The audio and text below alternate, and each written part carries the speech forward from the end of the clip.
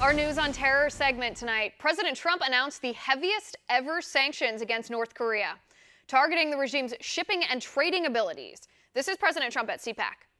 And I do want to say, because people have asked, North Korea, we imposed today the heaviest sanctions ever imposed on a country before.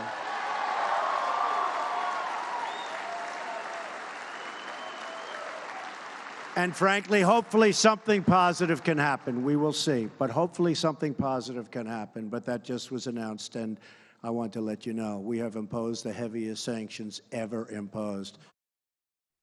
Following the president's announcement, Treasury Secretary Steven Mnuchin said in a statement, the U.S. is, and I quote, aggressively targeting all illicit avenues used by North Korea to evade sanction, including taking decisive action to block vessels, shipping companies, and entities across the globe that work on North Korea's behalf. And the threat of sanctions may already be working. A North Korean envoy announced that his country is willing to open talks with the United States. So is there hope of resolving tensions with the North Koreans peacefully?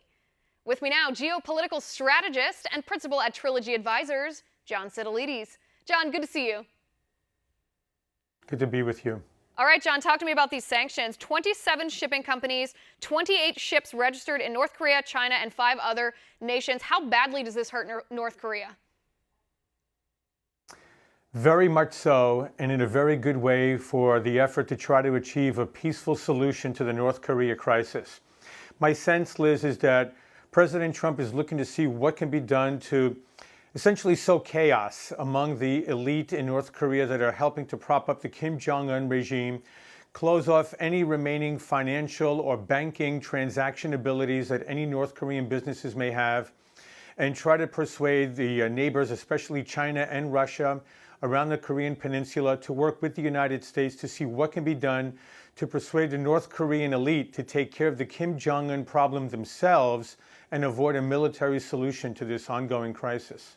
And respond to this to me, too. So the North Korean envoy, as I mentioned in the introduction, has said that they're willing to talk to the United States. For the first time, North Korea is willing to sit down with the United States. Is this a response to these sanctions? Does Kim Jong-un know that this will be so crippling to his nation that it would threaten his position as dictator that he's willing to talk, or are those two things unrelated? They're very much related, Liz, and I think there are several things that have been happening in North Korea for the last 6 months or so. First of all, North Korea's foreign currency reserves are drying up.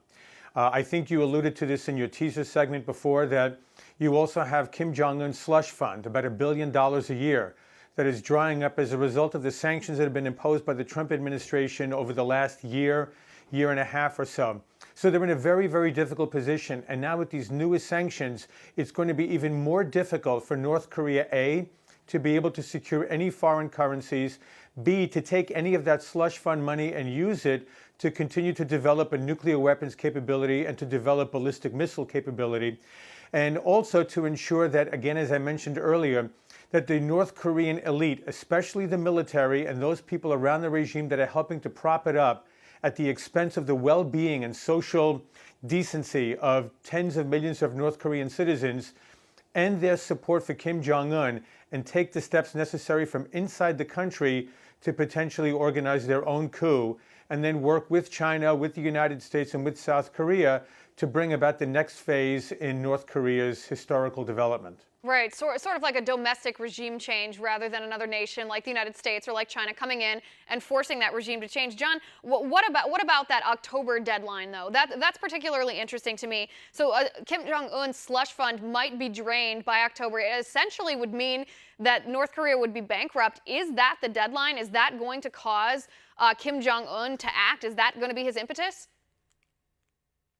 It's a great question, Liz, and one of the things that has made North Korea policy so difficult for the United States, for our allies in the region, and for the United Nations is that we have such poor intelligence inside the country. I mean, it really is, it's a prison state. And so it's very difficult for any American or any South Korean to get very hard intelligence on what is happening there. And a lot of this is secondhand information. There's a sense that by October, the currencies could dry up, the slush fund could dry up. I can tell you that our best sources tell us that it's a hard and fast deadline, Liz.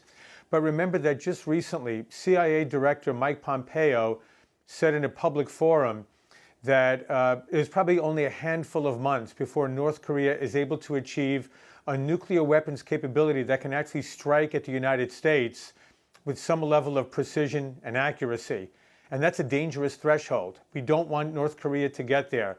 And I think everything that we can do now to try to strangle the remnants of any type of economy that keeps the North Korean elite propping up Kim Jong-un is perhaps our best hope for achieving a non-military solution to North Korea. So is October the deadline? I don't know, but are we getting closer to it? Absolutely. Right, it certainly seems so, especially given their response, given the North Koreans' response to these sanctions. John, thanks for your analysis. I appreciate it.